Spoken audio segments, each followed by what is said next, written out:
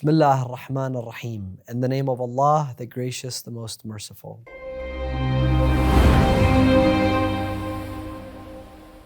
How do we deal with sadness? How do we deal with the loss of loved ones?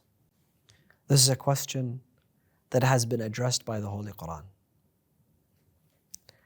God describes the situation of Jacob as one which was full of sadness and sorrow, full of cries. Why? Because Yaqub truly loved Yusuf as first and foremost his son, and two, as a prophet of God, and third, the promise to Abraham. And I want to talk about each one of them. One, the love that a father has for his child. It is true that on the exterior, things may look as if the mother has more love for her child. But in essence, the love of a father and the love of a mother is equal towards their child. But they desire two different things. The mother wants to see her child comfortable.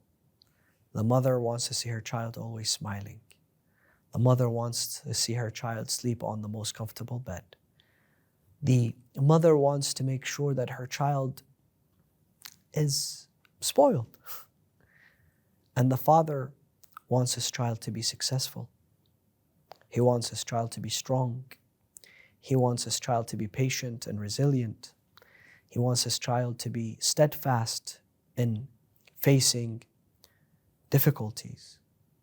Therefore, this combination created by Allah subhanahu wa ta'ala allows us humans to grow, allows us humans to survive. And Yaqub truly loved his son, and he also was his father and his mother at the same time, because he was an orphan. And I cannot speak on behalf of orphans, but I imagine what an orphan can go through and the difficulty of orphans. And that is why the Prophet Muhammad sallallahu alayhi wa sallam says, the greatest reward is for those who take care of orphans. And he says, I am the sponsor of the orphan, ana wa kafilul yatimi kahatayn. And he put two equal in length fingers next to each other. And he says, I and the sponsor of the yatim are like this in paradise. Why? Not because the sponsor of the yatim is such a, pious and righteous person. No. Because the act is a noble act which brings a lot of joy to a person that has been broken. And that is the orphan. So he loved him as his son. He also loved him as a prophet of God. You see, when the connection with God becomes so deep, when our love for God becomes so strong and embedded and rooted within our existence, we start to only love those who take us toward God, become the catalyst and the vehicle to increase the love of God within us. The individuals who teach us to better communicate with God, to get closer to God. That is why people love the Prophet Muhammad sallallahu alayhi wa sallam and his character, because he was the vehicle that takes you to God with his behavior, with his mentorship, with his sunnah, his tradition, with his hadiths and riwayat, and also his family and progeny. That is why people travel distances to Medina.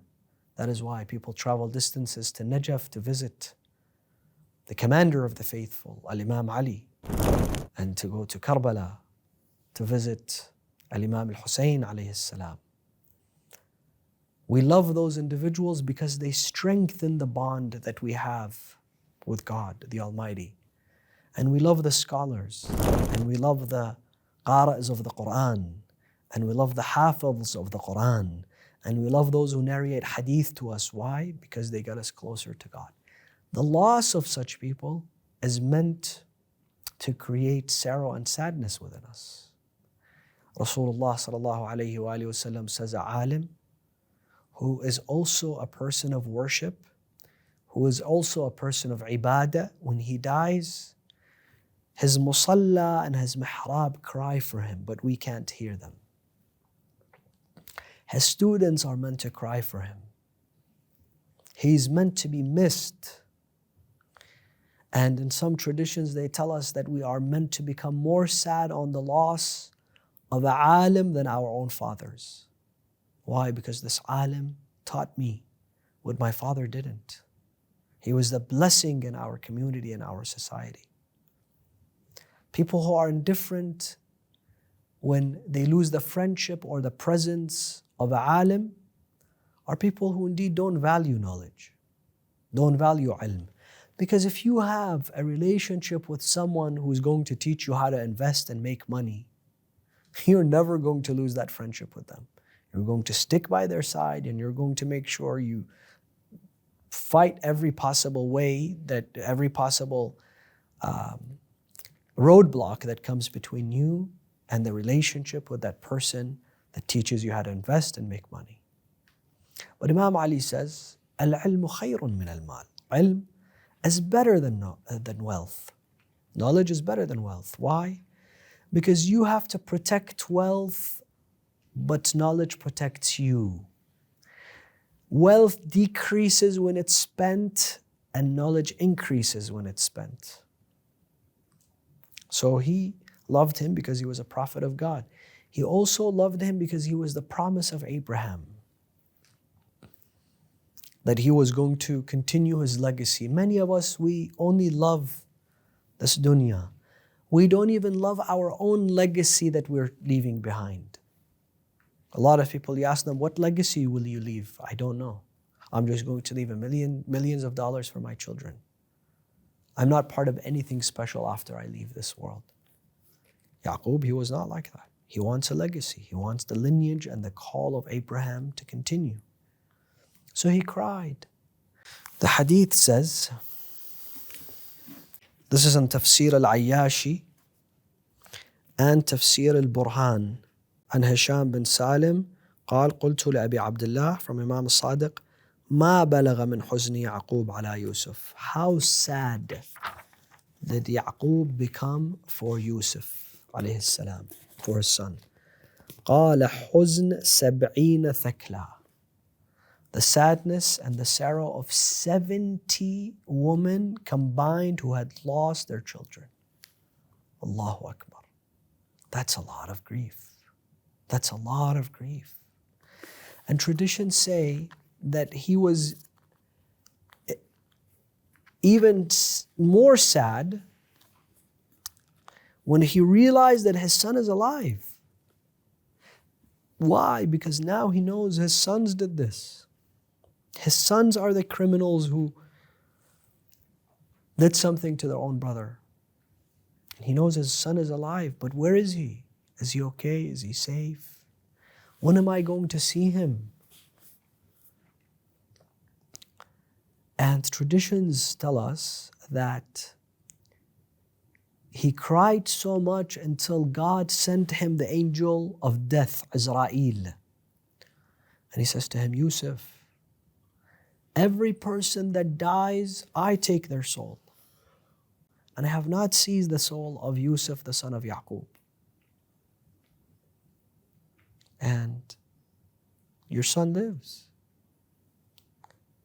He also was able to speak to the wolves in one tradition. He went in the middle of the desert there in Canaan, and they say it was a desert full of wolves. And he called them, and by the permission of God, as he was a prophet of God, they gathered. And he said, "Oh wolves, did you eat my son? Did you harass my son?" And they all put their heads down, communicating to him, we would never do something like that. So he knew his son was alive, but where is he? What happened to him? Who did this to him? His brothers, my own sons. So he was very sad. But he was patient. Patient. Sabr. Inna Allah yuhibbu sabirin. Allah loves those who have sabr. Allah loves those who, when they face calamities, they don't give up, they don't quit. God doesn't love quitters. God loves those who have sabr. Especially sabr because of Him. Now you may say, how am I going to have sabr because of God, for God? For the reason of disobedience and obedience. If you don't disobey God, that means you have to have patience to control your temptations. When you obey God and it's difficult, wearing the hijab may be difficult, covering up may be difficult, paying charity may be difficult, going to the pilgrimage may be difficult, but you do it with patience for the sake of God. People are willing to endure hardship, all kinds of hardship, for the sake of the dunya. But when it comes to the akhirah, when it comes to godly matters, I don't want to endure any hardship. I want everything to be convenient.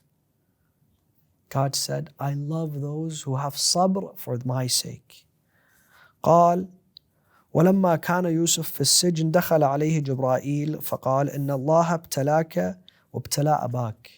When he was in prison, Yusuf was in prison, Jibreel went to him and he said to him, Allah tested you and tested your father. وَإِنَّ اللَّهَ يُنَجِّيكَ مِنْ هَذَا السِّجْنِ. And Allah is going to free you from this prison. فَاسْأَلُ اللَّهَ بِحَقِّ مُحَمَّدٍ وَأَهْلِ بَيْتِهِ أَنْ يُخَلِّصَكَ مِمَّا أَنْتَ فِيهِ. Ask Allah, pray to Allah. It is time for you to pray. And God is going to give you salvation. فَقَالَ يُوسُف اللهم إني أسألك بحق محمد وأهل بيته إلا عجلت فرجي وأرحتني مما أنا فيه. Ya Allah, I ask you in the name of Muhammad and his purified progeny. And I said, why this? Why Muhammad and Ali Muhammad? Because they're the symbol of sacrifice and ultimate sabr and patience. إلا عجلت فرجي. Please, God, I beg you, pardon me, release me from prison, and give me peace from what I am experiencing today. فقال جبرائيل فأبشر أيها الصديق. Jibreel says to him, good news to you, Siddiq, the truthful one, the honest one, who's, Yusuf. فإن الله تعالى أرسلني إليك بالبشارة بأنه يخرجك من السجن في إلى 3 أيام. Allah sent me to tell you and inform you that you will be free within 3 days. This is it. وَيُمَلِّكُكَ مِصْرَ. And you will own Misr, Egypt, meaning you will be the king of Egypt, you will be the ruler of Egypt, you will be the most important man of Egypt, وَأَهْلِهَا, and its people. And the nobles will love you, and the people will love you. And وَيَجْمَعُ إِلَيْكَ إِخْوَتُكَ وَأَبَاكَ, and he will gather you with your family. There is going to be a family reunion of Ali Yaqub, of the children of Israel. And your father will return. And your brothers will be there. And you're going to see Benjamin again. Benyamin. فأبشر أيها الصديق إنك صفي الله وابن صفيه. Good news to you. You are a pure man, the son of a pure man. فلم يلبث يوسف إلا تلك الليلة. When Yusuf went to sleep, instead of he seeing a dream, what happens? حتى رأى الملك رؤياه. The king saw the dream. فقصها على أعوانه. Then he told his people that I need an interpretation, and that continued for 3 days. And Allah subhanahu wa ta'ala then made sure that He repays the patience of Yusuf. This hadith, this riwayah continues. It's pretty long, from Qasas al-Anbiya and from Bihar al-Anwar. We will continue it tomorrow because the part that we wanted to discuss today, we've already mentioned. So he sees the dream, and for 3 days, and Allah subhanahu wa ta'ala says, Yusuf, instead of somebody remembering you with the king, I'm going to make sure the king comes to you. The king needs you. So this kid, this boy, goes back, and this gentleman, you could tell I don't very much like this person because he forgot Yusuf for a very long time and he tried to manipulate him. However, he says in verse 50, وَقَالَ الْمَلِكُ ائْتُونِي بِهِ وقال الملك ائتوني به فلما جاءه الرسول قال ارجع إلى ربك فاسأله ما بال النسوة اللاتي قطعن أيديهن إن ربي بكيدهن عليم. Bring Yusuf to me. What's this guy doing in prison? His accurate account of what my dream meant. فلما جاءه الرسول, he sent a different messenger, not this guy. قال ارجع إلى ربك. Go back to your Lord. And again, I said Lord here means that Yusuf refers to Pharaoh as their Lord because they worshipped him. Or Lord here means your boss, your master. فاسأله ما بال النسوة التي قطعن أيديهن. Tell him what happened to those women that cut their fingers. Tell him why am I here in prison? إن ربي بكيدهن عليم. For God knows what they plotted. God knows why I have been here in prison for this long. If you want me to leave prison, I want you to investigate. So you know that I am an innocent man. There has to be a court of law. There has to be justice. Justice must be served. And this messenger returns to the king with a message from Yusuf.